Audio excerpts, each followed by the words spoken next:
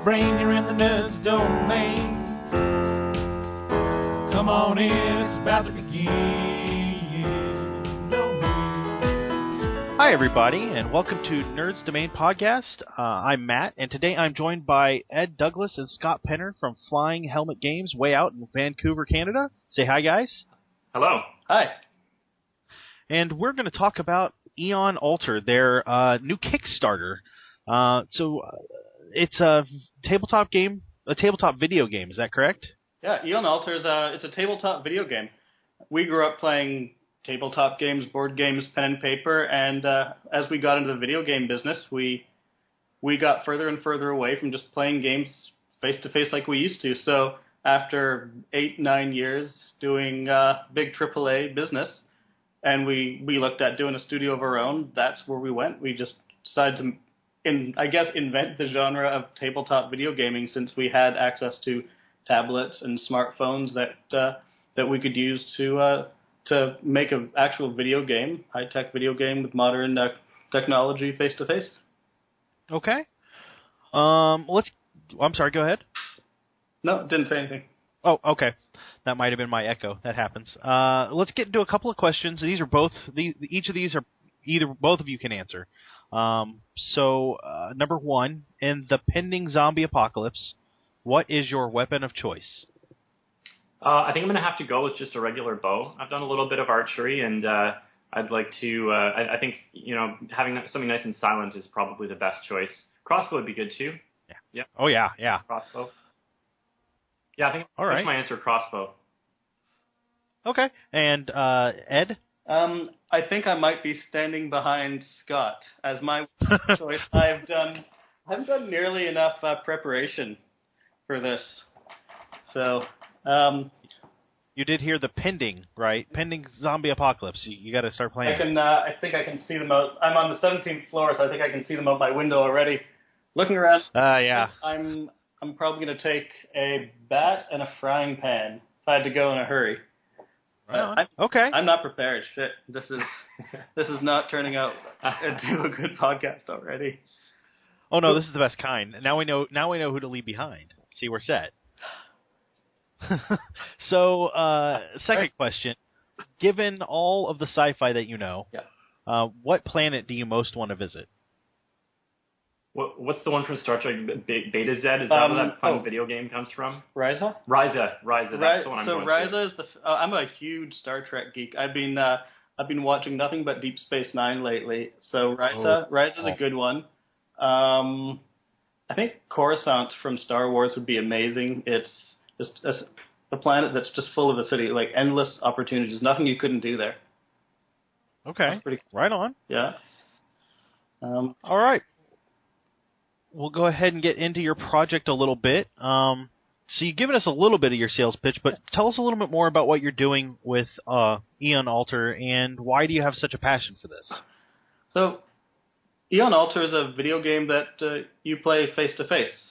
We want to make a game where we can play around a table, we can hang out with friends, order some pizza, get some drinks, get some beer, and just play a video game where we're not isolated by, social game that you're playing with people miles away, or playing a console game with your friends where you're split screen. There's so many games out there that are amazing board games, tabletop games, pen and paper games, where you can play face-to-face, where you can do this. But when you get into the video games, where you can build amazing graphics and worlds and story and mood and atmosphere, the more you do that, the more you detach yourself from actually interacting with other people, interacting with your friends. And we've realized over the last couple of years, with this new technology, the proliferation of tablets, smartphone handsets, which are like my iPhone right now has more power than my computer did 6 years ago. It's amazing. I think it has more power than my old Xbox. Oh yeah, we can actually play a real video game with my friends, just with the phone I pull out of my pocket. And when we realized that the idea of a video game doesn't have to be a monitor in front of your face, it can be something that you can put down, it can be a shared space to play, it kind of clicked with us that this is something we really, really want to try. We hadn't seen it anywhere before, and we knew with iPads, Android tablets, and then Microsoft started pushing into the Windows 8 space, which I know it hasn't gone nearly as well for them as I'm sure they'd hoped, but there's a real space for this. And we can make a game that not only can you jump into easily, way easier than, say, trying to get friends who've never played D&D before to play with you.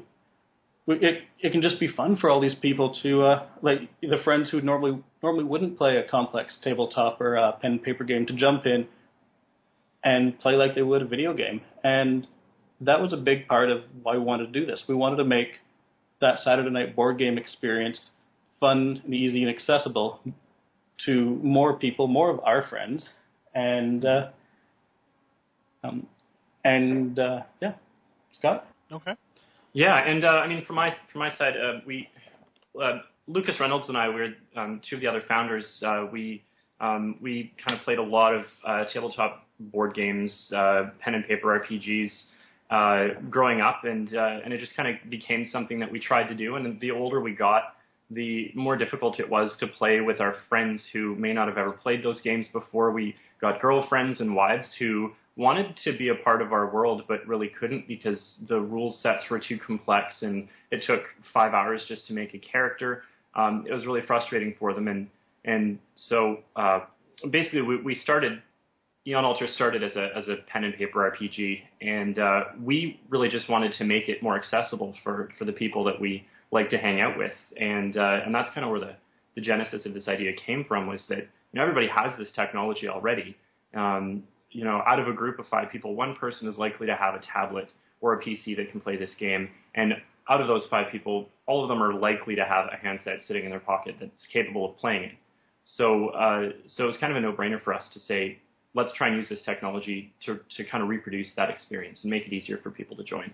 Yeah, and like a lot of video games, we as designers, we kind of talk about easy to learn, hard to master as well, where there is the depth for people who really want to get hardcore and play all the numbers and know all the stats.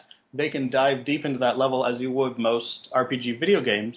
But for the person who isn't interested in that, it's still fun, it's still entertaining, and you can still have fun hanging out with your friends, enjoying the story and the atmosphere and the experience without feeling left out. All right. Okay. So it sounds like you guys have some experience in the video game designing industry. Can you tell us a little bit about that? Yeah. So my background originally started in film and television, but really quickly went to video games. So from indie film and television, I started working in AAA games somehow, designing and directing cinematics, storytelling in games. I just love storytelling, visual and otherwise.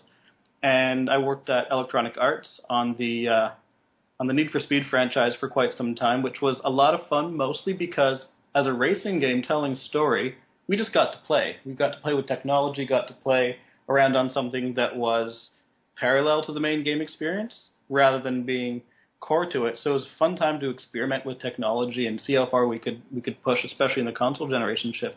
But after that, I got into the actual meat of real storytelling in RPG games. I was with BioWare for a few years, working on new IP, new interactive storytelling design on a project that didn't ship after that, Mass Effect 2, where I was doing, again, interactive story and design work. And quickly after that, I was at Ubisoft doing creative direction for some of their smaller projects in Europe, then Montreal, and then suddenly 8 or 9 years had passed for me in video game business, and I was getting a little bit burnt out from AAA, the AAA grind, and I had traveled around from Vancouver to Edmonton, Europe, Montreal, back to Vancouver. I was getting burnt out, called up Scott, who was still in Vancouver, and said, we'd been talking for years about trying something of our own, and I came back to Vancouver, and he and Lucas, the other founder, had been scheming as well, and just the right time. So last year we said, okay, let's give it a shot. Let's try this. All right.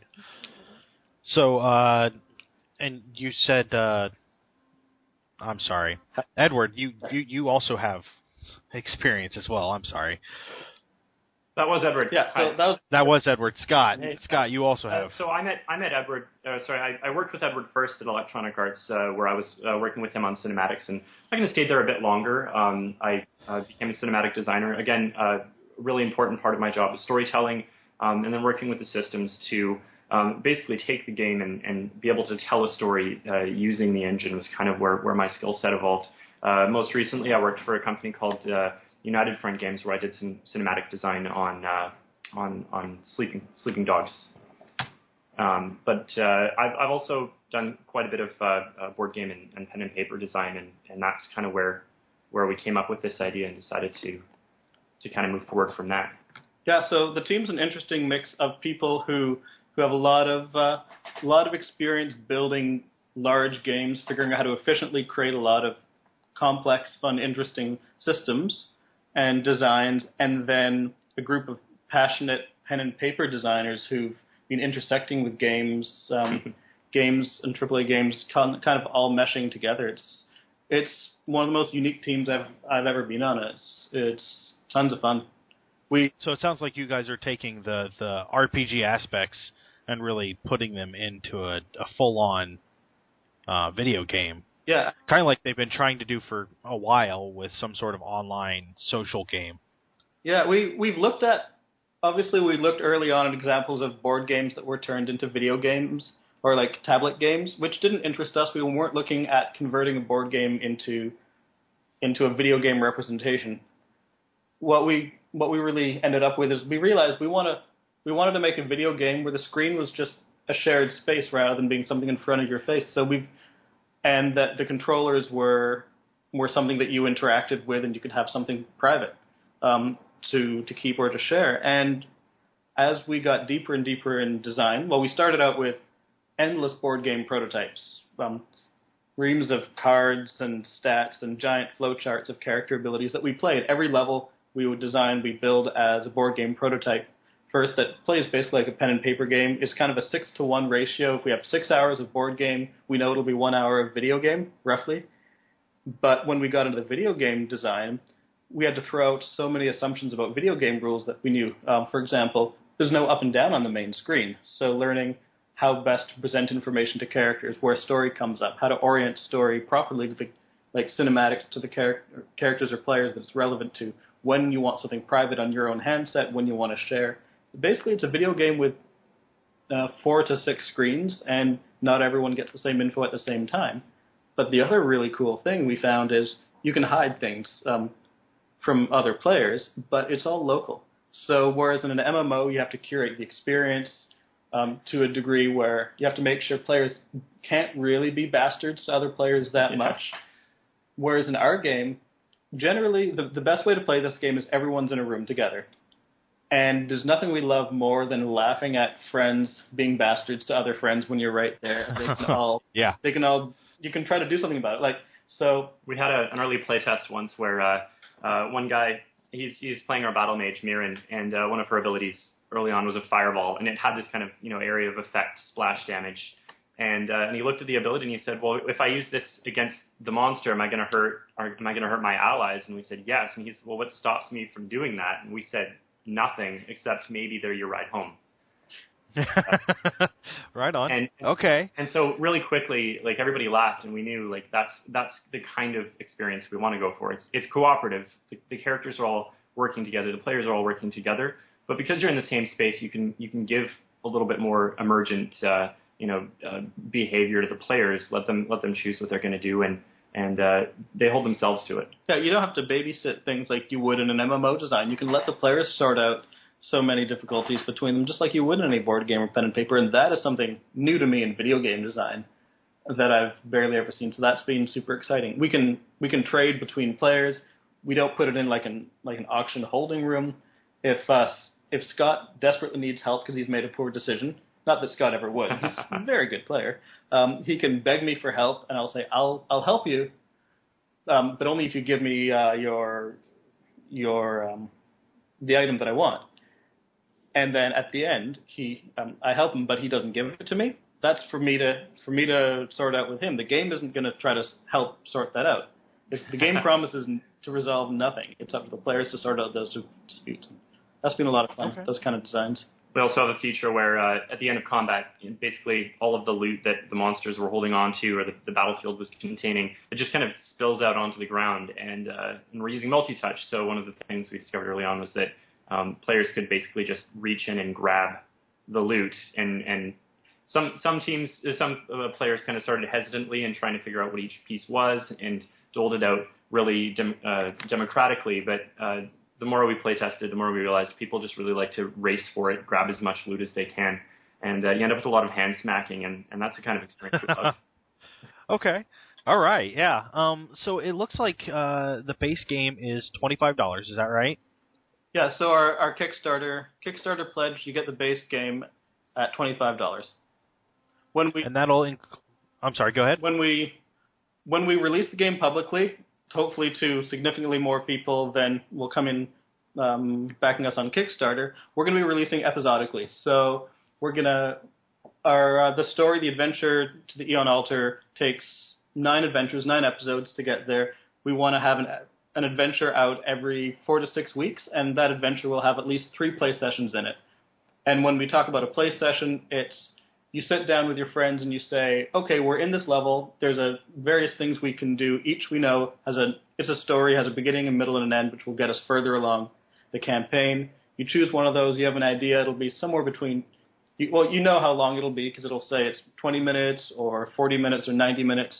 Each session is between 20 to 90 minutes, and you jump in and play. So our Kickstarter backers will get all the content that will ever be released for the campaign. And if you don't jump in on Kickstarter, you'll be able to buy those episodically as they're released as well. Price point to be determined, but it'll be equivalent to that $25 amount in some division. And of course our Kickstarter backers will get those episodes as they're released, unless you pledge for the beta level, the Scout level, and you'll get a whole bunch of that way earlier. Although it's beta, so you can tell us where we screwed it up and help us fix it. Okay. I'm just also worth pointing out at the $25 level, you get all of the, as Ed said, all of the episodic content is basically you get all of that. And normally you would only have to purchase that on the tablet. So that's the shared device that sits in the middle of the table. So the $25 level, you get all of that content. However, the player devices, each of the 5 players, we don't expect those to cost anything. So if you back to the $25 level, that's not only is that the tablet device, but all players can connect to that for free as well. And is that the plan for the final game when everything comes out? Or? Absolutely. Absolutely. We liken it to the tablet device is like the dungeon master who buys the DMing books, and then he sets up the night, has his friends over, photocopies of the character sheets, and the character sheets are the equivalent of the handsets. So you take out your iPhone or Android or WinPhone, they all work together, and you download that app and get the update and you can play. So we want to make it as easy for people to jump in and play as possible. That's the dream. I'm sorry, go ahead. And we are working completely cross-platform. We have, in all of our prototype builds, we have vertical slices right now with about an hour and a half of gameplay in it, and we have Windows talking to iOS, talking to Android, and it all runs perfectly smoothly. Excellent. And so the game will run itself. There is no actual game master, is that correct? That's correct. Okay, so the one person does buy the tablet version, Yep.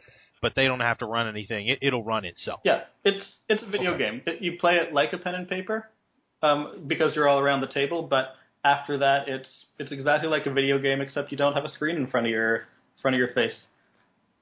So let's say you guys get this going, and it's all good, and all 9 adventures come out. You make more adventures. What's your plan then? So we, I think once we're done all 9 adventures, and we've told the story, we've gotten to the Eon Altar. I'm going on vacation. Fair. But we'll really see how it feels. We'll say, well, first off, one of our stretch goals, our really high-end stretch goal, is a level creator toolset. Because we know if we have a good toolset out there and people love our game, they're probably going to make a lot of really cool content way faster than we could, because there's just so many people out there who love doing that. So we can see that there could be a longevity with that. As well, we're going to sit down and say, okay, we have more story to tell. Obviously, there's so much story after this first campaign that we want to tell. Do we do it with more campaign story with this engine as expansions to Eon Altar, or is it time to reassess technology, try Eon Altar 2? Maybe everyone by that time, by beginning of 2015, once all 9 episodes are out, we're estimating around December the last episode would come out next year. Maybe everyone will be wearing Google Glass or living on the moon. We'll just see really what tech looks like and what makes sense for us. One of the things that we're excited about for Kickstarter in general, I mean, it's a community, and like we know that we're building a game that has really never been built before. As soon as you kind of get what we're trying to do, it's really quite unique. And one of the exciting things is that with Kickstarter, we get to work with a great community of people. And our goal the entire time, especially in being episodic, is it allows us to be reactive. So, people are saying, we really love this, but there's just not enough content. We can work to basically give people, exactly what they want. Or if people are saying we need more level editor stuff, then we can just it's one of the cool things. Their own stories. Like when we first started the project, I was terrified of the idea of episodic content coming from AAA. For me, I said, we make a game, put it in a box, and we're done.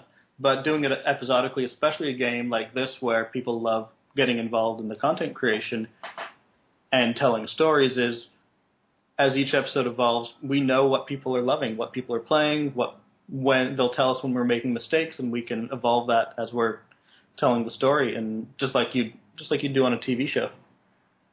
Okay, so it looks like you have a map of the continent of, forgive me if I pronounce this wrong, Aurelia? You got it. So is there plans to put out some sort of source material for this? I saw that at one of the levels there's a PDF.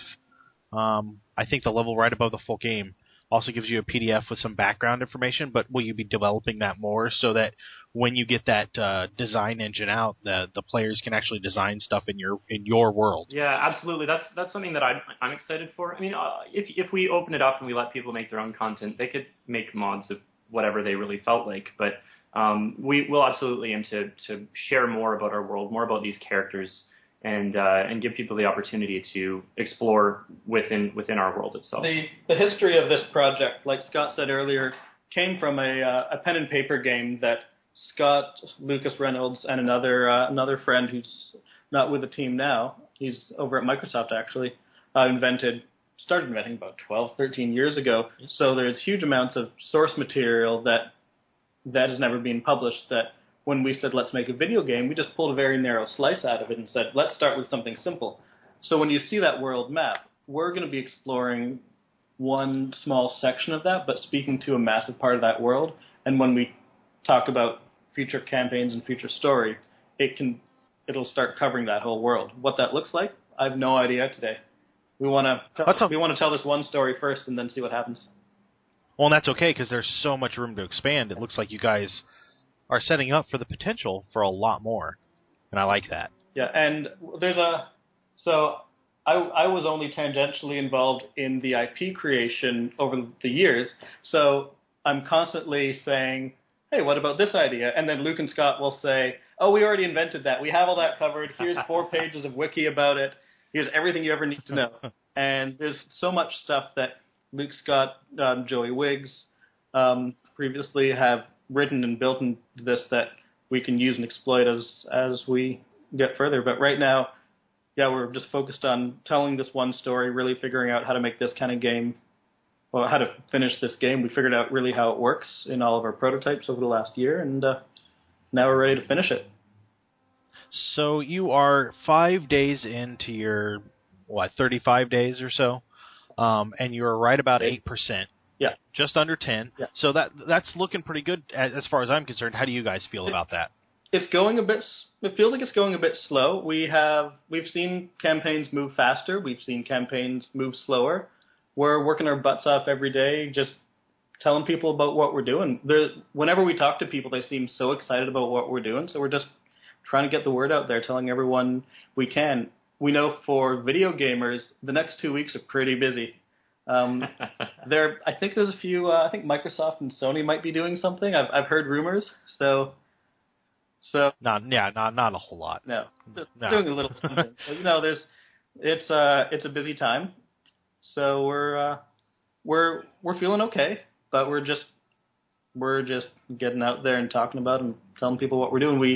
We're going to be posting updates every day. I'm working really hard on a new video, basically a massive gameplay video of a lot of our demo level right now, just showing moment to moment what it's like. We played this demo at PAX East this past year and at Gen Con in various iterations, so quite a few of our early Kickstarter backers have actually played through this and know it, so it's exciting to finally actually show it out to the rest of the world.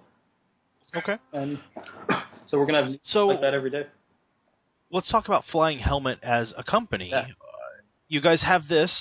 What else do you have planned for the future? Is this it for right now, or do you have those shelved projects that you'll come to as you have time? This is the big one right now. We also have another little thing incubating that Scott and another one of our designers, Dustin Adams, has been working on, an untitled project about a robot in love. Okay. I'm a sucker for sci-fi, so when Scott and Dusty were pitching this, I got really excited. Scott and Dusty are actually doing a game jam this weekend for the full indie group in Vancouver, a bunch of indie game designers. So we might see some cool stuff out of there. But apart from that, we've been talking with a lot of publishers about what we can do in other spaces in the future. We're a long ways from committing to anything, but when we talk about doing a game like Eon Altar, we can't help but think about certain types of licensed products, licensed games in other tabletop spaces. So we're chatting with some people about things like that. I have no idea what will come of it. I can't say anything today, but future could hold interesting things. But I think first we gotta make this and really see that it'll work. I think I also want to point out that Flying Helmet Games, when we first started, basically our mandate was we wanted to make games that brought people together again in the same space, same social space, and so as we move forward, whatever games we build, we're going to be trying to keep that mandate in mind. So if Eon Altar, if we're able to build Eon Altar and we're able to create it and it's successful, we're really excited to be able to kind of take that type of playing experience and open it up. If people start copying us and making the same type of game, we'd actually love that because we think that this could be a really fun way to play games, and we'd just be so excited to play whatever anybody else comes up with. Yeah, somebody asked us once, what if somebody steals your idea and starts making other games like other tabletop video games? And I thought, that's great. I want to play them. I don't have time to make them all. Yeah. Excellent. So, good. So in the next year, where can we see you guys at? You said you went to PAX East and to Gen Con. Yeah. Where else are you headed this year? Looks like we're going to be at PAX East again, if all goes well. We may be at CES, but that's still in the works, not confirmed yet. And then we'll see see what happens later in the year. We'd love to be back at Gen Con again. It's really cool being right at that intersection of video games and tabletop board game community because it's so similar yet such different types of people that Absolutely. That you meet up with. We love PAX, but the Gen Con crowd for me coming from video game space was such a different cool crowd that you normally don't, just the different kinds of people that you meet at video game conventions too. So Absolutely. I hadn't had that kind of opportunity when I was doing like PR for the big AAA companies at E3 and places like that, and it's been super fun. Okay, so it sounds like the game runs you about $25. That's Canadian dollars for the Americans that listen. So actually for us, it's a little cheaper. Oh, cool. And then we could go all the way up to what's your high levels there? 7, 8, 8,000. So at our we have a few different milestone tiers. At 125, you get the beta, and you get previous tiers to that include some cool in-game bonuses and items, a T-shirt, soundtrack, things like that. We have and then up in the somewhere around 12 or 1500, you can be in the game. You can actually design a character, and we'll get you in the game, put your face in the game. Okay. Plus a whole bunch of cool rewards leading up to that, a bag of swag. art, like custom art. And then if you want to go all out, we have one, we call it Beyond the Gate. We have one really top-tier reward where you're one of our designers. So we find a feature that you're passionate about. You work with us on the design of that feature, either in person or on Skype. Or we just work with you to see what works best. And through that, you're also invited to hang out with us at our launch party, night of games with us and the team. Nearly every reward that comes before that, you'll definitely be in the game as a character. And what else? I know I'm missing a few things there. No, that sounds about right. Yeah. So we have a number of tiers for people who both just like cool swag, or people who want to have a whole bunch of cool in-game items, or people who actually want to get involved in game design and get to know what it's like to make a game. Can work at creating a monster. For example, one of our tiers, the Bestiary Master tier, design a monster, draw it, describe it however you want to describe it. Then you'll work with our concept artists and our modelers to make that guy work with our designers to figure out what he does and what kind of animation, what kind of attacks and moves he has, and then see it in the game. Yeah, I think this one's especially cool because when you're done, you'll get like a nice print of your character, of the monster that you've made. You probably get some nice artwork of the final rendered creature, and then being able to see the work that you've done showcased in the game as it kills you. So even if you're an artist who can, or even if you're a guy who has a cool idea but can only do a stick figure, we'll just put you on the phone or with Skype with our artists until they figure out every single detail of what you want to see, and then show you your vision with our awesome concept artists and modelers. Oh, good. So you're designed already for me. Perfect. Okay, so I think that'll do us, but you guys can find the Flying Helmet over at facebook.com/flyinghelmetgames. You can find them on Twitter at Eon Altar, and you can go to their website at www.flyinghelmetgames.com. I want to thank Edward and Scott for being on tonight from way over in Vancouver. Check out their Kickstarter. It's really interesting, and I think it's something worth getting into. So you could find them over on Kickstarter. Just search for Eon Altar. That's EONALTAR, and we will talk to you guys real soon.